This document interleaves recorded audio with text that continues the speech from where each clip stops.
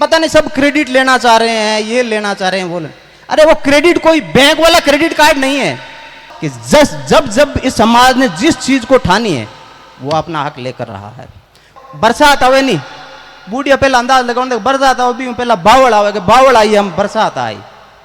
जाति के लोगों में उस चीज के प्रति कितना ज्वार है, उबाल कितना है, और वो रंग अब मेरी समाज के जाति के लोगों के सर चढ़ करके बोलने लगा है। विराजित संत महात्माओं के चरणों में नमन और उपस्थित मेरे पूरे समाज के बंधुओं का मैं आज इस नेक काम के लिए आपकी उपस्थिति के लिए आपका हार्दिक आभार प्रकट करता हूं, आपका अभिनंदन करता हूं। साथियों, मैंने एक शब्द यूज किया, नेक काम।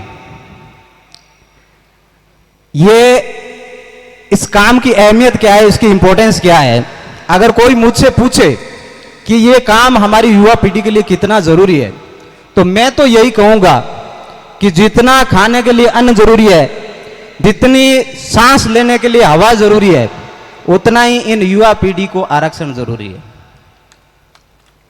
हमारा युवा जी तोड़ मेहनत करने के बावजूद कुछ मार्जिन से, छोटे मार्जिन के अंतराल से वो रह जाता है, और यही वजह है कि स्टेट में हम अच्छा कर रहे हैं मगर सेंट्रल गवर्नमेंट में हमारी प्रेजेंस जो है इतनी अच्छी नहीं है।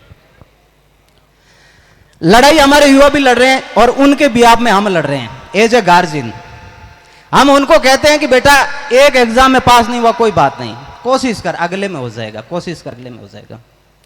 और आरक्षण की लड़ाई हम लड़ रहे हैं तो ये बात हम पे भी लागू होती है कि 23 साल में नहीं मिला कोई बात नहीं, कोशिश करो, क्या पता इस दफे हो जाए। वो बोलते हैं कि यूं ही नहीं मिलती राही को मंजिल, यूं ही नहीं मिलती राही को मंजिल, एक जुनून सा दिल में जगाना पड़ता है। यूं ही नहीं मिलती राही को मंजिल, एक जुनून सा दिल में जगाना पड़ता है। पूछा चिड़िया से कैसे बनाया ये आशियाना, वो बोली इधर उधर भागना पड़ता है और तिनका तिनका उठाना पड़ता है। यहां जितने भी लोग आए हैं उसमें ना तो कोई आगे है और ना कोई पीछे है। इस बात को मैं बहुत गंभीरता से कहना चाहता हूं। यह बात मैं यहां नहीं सुन रहा हूं, हर जगह सुन रहा हूं कि पता नहीं सब क्रेडिट लेना चाह रहे हैं, ये लेना चाह रहे हैं, बोले अरे वो क्रेडिट कोई बैंक वाला क्रेडिट कार्ड नहीं है। इस बात को समझो, ये एक सामूहिक काम है, इसमें आगे वाला भी इतना इंपॉर्टेंट है और जो सबसे पीछे खड़ा है वो भी इतना इंपॉर्टेंट है। मैं आप सब उपस्थित लोगों के माध्यम से, समय काफी हो गया और संचालक महोदय इस बात का इशारा करें, आप सबके माध्यम से राष्ट्रीय पिछड़ा आयोग के अध्यक्ष महोदय से निवेदन करना चाहता हूं कि जल जंगल जमीन से मोहब्बत करने वाली मेरी बिश्नोई जाति को केंद्र में आरक्षण दे दिया जाए। पेड़ों के लिए, वन्य जीवों के लिए मर मिटने वाले मेरी बिश्नोई जाति को केंद्र में आरक्षण दिया जाना चाहिए, वो इस बात की हकदार है।